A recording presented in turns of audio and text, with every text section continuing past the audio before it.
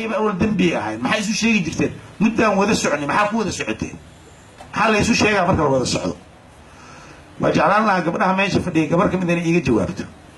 ويل كلا وذا الصعود محل يسو شيء عنو أجرون واي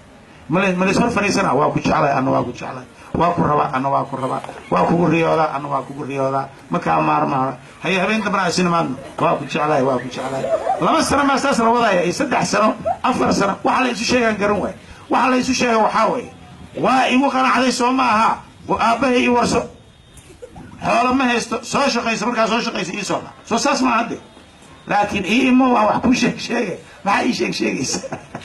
waxa igu akhriyaysa waa maxay waxa la isku akhriyo la garanay ariga garowe marka wiilkii waxaan ku yiri gabadhaas markii hore aad qiyaamaynaysa la socotay waxa kula socotaa khaladaha ayaduna waxay ku wada socotaa khaladahay ma is qabtaan amaan is siiya ama ha ooyde ama yeena ooynine mar dambe ha u sheekaynin adiga